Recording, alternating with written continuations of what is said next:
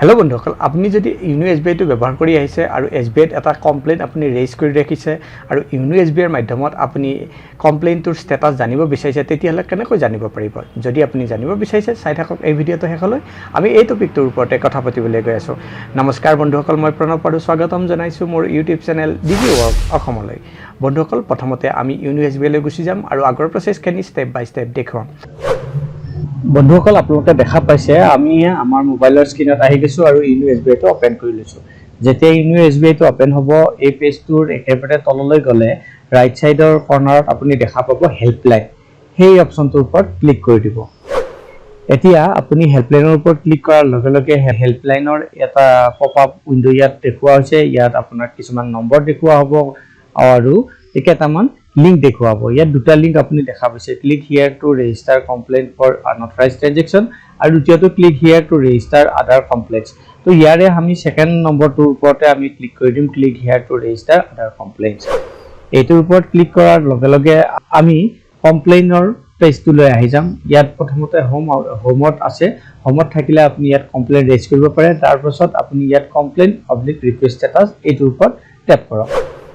যেতিয়া সেইটোৰ ওপৰত টেপ কৰিব, এই পেজটোলৈ আপুনি আহিব। ইয়াত আপোনাৰ কমপ্লেইন টিকেট নাম্বাৰটো ভৰাব কোৱা হ'ব, যিটো আপুনি কমপ্লেইন কৰাৰ পাছত এটা নম্বৰ মেছেজৰ থ্ৰুত আহে, সেইটোৱে টিকেট নাম্বাৰ আৰু সেই টিকেট নাম্বাৰটো ইয়াত ভৰাব লাগিব আৰু মোবাইল নাম্বাৰটো আপোনাৰ যিটো একাউণ্টৰ লগত ৰেজিষ্টাৰ্ড আছে সেই মোবাইল নাম্বাৰটো ভৰাব লাগিব। এই দুটা ভৰাই অকণমান পেজটো স্ক্ৰল ডাউন কৰক। স্ক্ৰল ডাউন কৰাৰ পাছত এই কেপচা কোডটো এই বক্সটোৰ ওপৰত লিখি ছাবমিট কৰি দিব লাগিব। আপুনি এইটো ছাবমিট কৰি দিয়ক। ছাবমিট কৰি দিয়াৰ লগে লগে আকৌ এই পেজটোলৈ আহি যাম।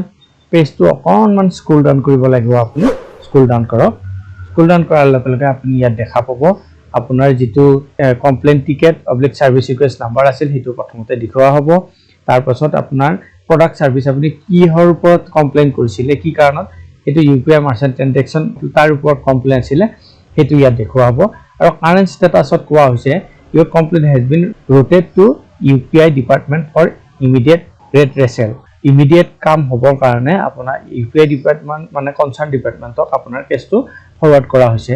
আৰু তাৰপাছত এওঁলোকে কি কাম কৰিছে তলত দেখুৱাইছে, complain oblique service request status resolution. এইটো কৈছে কেছ ক্ল'জ, মানে আপোনাৰ কেছটো ৰিজল্ভ কৰি দিয়া হৈছে আৰু কেছটো ক্ল'জ হৈছে। যদি আপোনাৰ কেছটো ইয়াত ক্ল'জ নহয়, আপুনি ৰিঅপেন কৰিব পাৰে, আকৌ কাষ্টমাৰ কেয়াৰত ফোন কৰি আপোনাৰ টিকেট নম্বৰটো কৰি ৰিঅপেন কৰাব পাৰে বা নতুন এটা কমপ্লেইন আকৌ ৰেজ কৰাব পাৰে। বন্ধুসকল, এনেকৈয়ে আপুনি যদি এছবিআইত কিবা এটা কমপ্লেইন ৰেজ কৰি ৰাখিছে আৰু ইউনো এছবিআইটো ব্যৱহাৰ কৰি আপুনি সেই কমপ্লেইনটোৰ ষ্টেটাছ জানিব বিচাৰিছে, তেতিয়াহ'লে সহজতে জানিব পাৰে। আশা কৰিছোঁ এই ভিডিঅ'টো আপোনালোকৰ পচন্দ হৈছে। কেনেকৈ আপুনি ইউনো এছবিআইত গৈ আপোনাৰ কমপ্লেইনৰ ষ্টেটাছটো জানিব পাৰিছে তাৰ বিষয়ে জানিব পাৰিলে। যদি এই ভিডিঅ'টো পচন্দ হৈছে, ভিডিঅ'টো কৰক লাইক আৰু চেনেলটো ছাবস্ক্ৰাইব কৰিবলৈ নাপাহৰিব। পুনৰ লগ পাম আন এটা ভিডিঅ'ত। তেতিয়ালৈ বন্ধুসকল, নমস্কাৰ।